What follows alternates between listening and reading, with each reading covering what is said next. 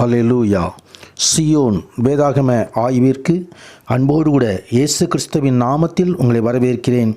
இன்று தினத்திலும் 2 நாளாகமம் இந்த புத்தகத்தில் முதல் 3 அதிகாரங்களை தியானிக்க சர்வ வல்லமையுள்ள தேவன் தாமே நமக்கு கிருபை பாராட்டுவாராக.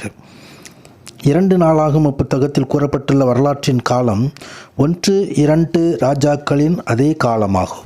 அதாவது சாலமோனின் ஆட்சி காலமாகும். இது கிமு 971 முதல் 931 வருடங்கள் வரைக்கும் உள்ளது. தேசம் யூதா, இஸ்ரவேல் என்று பிரிக்கப்பட்ட காலமும் அது. ஆனால் 2 ராஜாக்களின் புத்தகங்களும் பாதியாக பிரிக்கப்பட்ட 2 தேசங்களின் வரலாற்றை கூறுவது போலல்லாமல் 2 நாளாகம புத்தகம் யூதா தேசத்தின் நிலைமையை மாத்திரம் குறிப்பிட்டு எழுதப்பட்டிருக்கிறது. இஸ்ரவேல் மீட்பு வரலாற்றின் முக்கிய ஊற்றுக்கண்ணாக தெற்கு ராஜ்யமாகிய யூதாவை ஆண்டவர் இங்கே காட்டுகிறார். தேவனை உண்மையாக வழிபடும் மையம் எருசலேம் தேவாலயமே. அது யூதாவில் இருக்கிறது. யூதாவின் ராஜாக்கள் அனைவரும் தாவீதின் சந்ததியார். சிறையிலிருந்து திரும்பி வந்த கோத்திரங்கள் அனைத்திலும் யூதா கோத்திரம் மட்டுமே எருசலேம் நகரத்தையும் தேவாலயத்தையும் மறுபடி புதுப்பித்து கட்டியதில் முக்கியமானவர்கள். எனவே இந்த புத்தகத்தில் உள்ள காரியங்கள் சிறையிருப்பிலிருந்து திரும்பி வந்த யூதா மக்களுக்காக எழுதப்பட்டது. அது ஆவிக்குரிய பரம்பரை உரிமையை திரும்ப அடைய வேண்டிய அந்த தேவையை அது எடுத்து காட்டுகிறது. இஸ்ரவேலின் 2 கால அந்த கடந்த காலத்தை நினைப்பதை பார்க்கிலும் எழுப்புதல், சீர்திருத்தம், விசுவாசம் புதுப்பிக்கப்படுதல் ஆகியவை இங்கு வலியுறுத்தப்படுகிறதை நாம் காண முடியும். முதல் அதிகாரத்திலே சாலமோன் தேவனிடத்திலே ஞானத்தை கேட்கிறதை குறித்து பார்க்கிறோம். சாலமோன் ராஜா இந்தோ தேவனுக்கு 1000 சர்வாங்க பலிகளை பலிபீடத்திலே செலுத்திய பொழுது அன்று ராத்திரியிலே தேவன் சாலமோனுக்கு தரிசனமாகி, நீ விரும்புகிறதை என்னிடத்தில் கேள் என்றார். கர்த்தருக்கு நாம் ஸ்தோத்திர பலியை செலுத்தும் போது கர்த்தர் பிரியப்படுகிறார். நமது வேண்டுதலை அவர் கேட்கிறார்.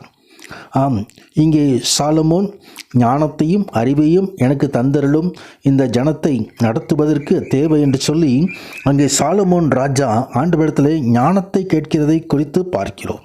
கர்த்தருக்கு அது பிரியமான காரியமாக இருந்தது.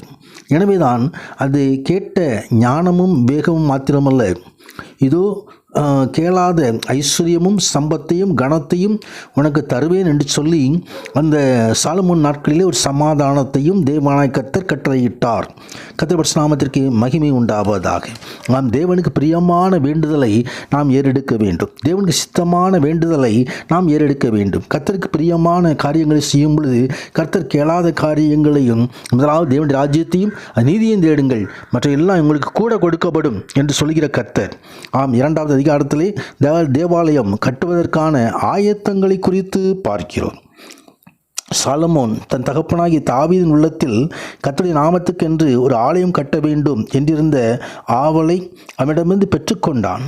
தன்னுடைய பிதாவின் விருப்பங்களை நிறைவேற்ற வேண்டுவது சாலமோனின் பணியாகிறது. எந்த ஒரு தகப்பனும் தன் குமாரனுக்கு வைத்து செல்லக்கூடிய சிறப்பான சுதந்திரம் தேவனுடைய வீடும் ராஜ்யமும் பரிசுத்தத்துடன் சத்தியத்துடனும் நீதியுடனும் ஸ்தாபிக்கப்பட வேண்டும் என்ற பரிசுத்த ஆசையாகும். சாலமோன் அந்த ஆலயத்திற்கு எப்படி கட்ட வேண்டும், என்ன செய்ய வேண்டும் என்பதையெல்லாம் இந்த 2வது அதிகாரம் தெரிவிக்கிறதை நாம் காண முடியும். தொடர்ந்து 3வது அதிகாரத்திலே சாலமோன் தேவாலயத்தை கட்டுகிறதான ஒரு காரியத்தை குறித்து பார்க்கிறோம். சாலமோன் தேவாலயத்தை கட்ட துவங்குகிறார். சாலமோன் கட்டிய தேவாலயத்தையும் கிறிஸ்து கட்டியெழுப்பியதான தேவாலயத்தையும் ஒப்பிட்டு பார்க்கும்போது சாலமோனின் தேவாலயம் தாவீதின் குமாரனால் கட்டப்பட்டது. திருச்சபையானது தாவீதின் சந்ததியாகிய ஆண்டவராய் இயேசு கிறிஸ்துவின் தாவீதின் குமாரனாய் இயேசு கிறிஸ்துவினால் கட்டப்பட்டது என்று நாம் வேதத்திலே பார்க்கிறோம். சாலமோனின் தேவாலயம் பொன், வெள்ளி, வெளியேறப்பெற்ற கற்களால் கட்டப்பட்டது. திருச்சபையானது கிறிஸ்துவின் வெளியேறப்பெற்ற இரத்தத்தின் கிரயத்தினால் மீட்கப்பட்டவர்களின் வாழ்க்கைகளினால் கட்டப்பட்டிருக்கிறது. சாலமோனின் தேவாலயம் மோரியா மலையின் மேல் நின்றது. திருச்சபையானது கிறிஸ்துவின் தெய்வீகம் தியாக மரணம் என்ற கன்மலையின் மேல் நிற்கிறது. சாலமோனின் தேவாலயத்தில் மக்களுக்காக தேவனிடத்திலே மத்தியஸ்தம் பேசும் பூமிக்குரிய ஆசாரியர்கள் உண்டு. திருச்சபைக்கு உன்னதத்திலே ஒரு மகா பிரதான ஆசாரியனாகிய கிறிஸ்து உண்டு. அவரிடம் எல்லா விசுவாசிகளும் கிட்டி சேர்ந்து நித்திய ரட்சிப்பை பெற்றுக்கொள்ளலாம். சாலமோனின் தேவாலயம் பொன்னினாலும் வேறு சிறப்பான அலங்காரங்களினாலும் அழகுபடுத்தப்பட்டது. திருச்சபையானது கிறிஸ்துவின் விசுவாசிகளின் வாழ்விலே பரிசுத்த ஆவியானவர் உண்டாக்கும் பரிசுத்தம், வல்லமை ஆகியவற்றால் அழகுபடுத்தப்படுகிறது. சாலமோனின் தேவாலயம் தேவன் தமது மக்கள் மத்தியில் சிறப்பாக வாசம் செய்யும் ஒரு வாசஸ்தலமாயிற்று. திருச்சபையானது இந்த பூமியிலே பரிசுத்த ஆவியானவர் வாசம் செய்யும் ஒரு வாசஸ்தலமாக அமைகிறது. கர்த்தருடைய நாமத்திற்கு மகிமை உண்டாவதாக.